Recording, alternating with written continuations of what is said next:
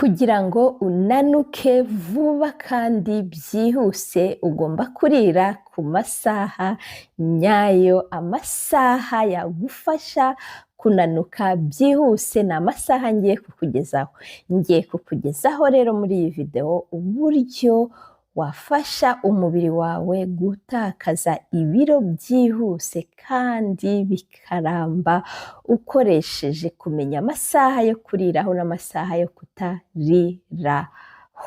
Ubwo ni uburyo bwizewe, bwemejwe n'abahanga n'abashakashatsi, bwemejwe na siyansi.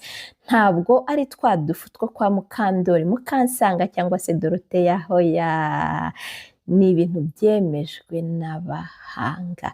Rero niba ushaka kugabanya ibiro, niba ushaka kunanuka byihuse, aya masaha uyarebe, uyakurikize. Mu cyumweru kimwe uzambwira ngo nananutse byihuse, bya biro byose nashakaga gutakaza narabitaye. Tugiye kuganira rero muri uburyo cyangwa se diet ya gakondo yitwa jeûne intermittent mu rurimi rw'igifaransa, cyangwa se intermittent fasting mu rurimi rw'icyongereza.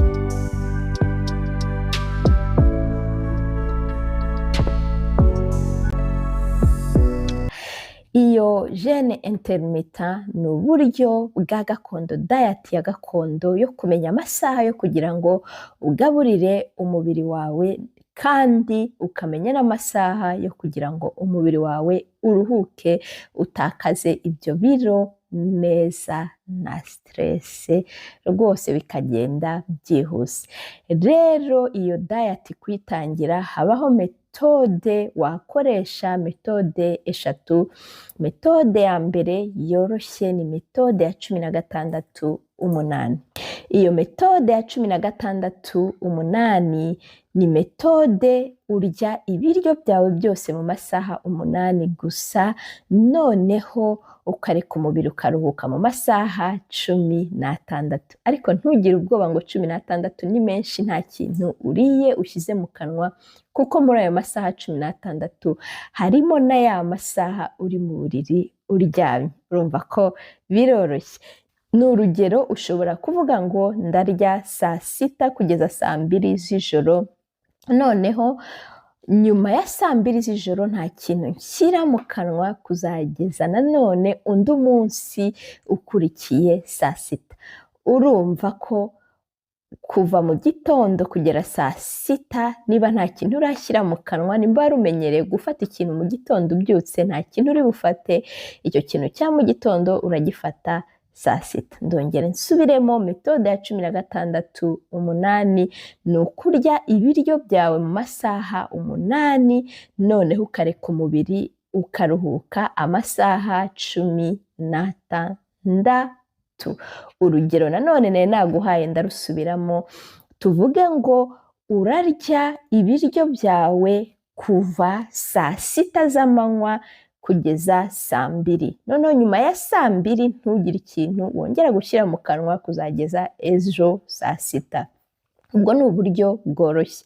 Uburyo bwa kabiri, ushobora gukoresha metode ya 5-2. Ubwo biravuga ngo ni ukurya ibiryo byawe bisanzwe iminsi 5 mu cyumweru, noneho indi minsi 2 ukarya ibiryo birimo karori nkeya. Urugero, urarya guhera ku wa mbere kugera ku wa gatanu, noneho kuva ku wa gatandatu kugera ku cyumweru urya ibiryo birimo karori nkeya. Indi metode ya 3 ni ukumara umunsi wose nta kintu ushyize mu kanwa na kimwe. Ni urugero, uravuga ngo ndarya kuva ku wa mbere kugera ku wa gatanu ku cyumweru, nta kintu kira mu kanwa na kimwe. Ubwo icyo gihe nta kintu washyize mu kanwa na kimwe, wanywa amazi, wanywa n'icyayi kitagira isukari, cyangwa se kofi idafite isukari. Noneho rero mu masaha utari kurya, ya masaha utari kurya waretse ngo umubiri uruhuke, nibwo umubiri ujya gukoresha imbaraga wakuye muri bya binure, mu mbaraga wakuye muri wa mubyibuho wawe. Bikaba byiza wongereye kugenda mu gihe utari kurya cyangwa se gukora agasiporo koroheje. Nugerageza rero ukabishobora, uzatubwire muri comment ibiro watakaje, ingorane wahuye nazo, mbega duhane motivation. Naho ubutaha usangize n'undi muntu wese uzi uri mu rugendo rwo kugabanya ibiro.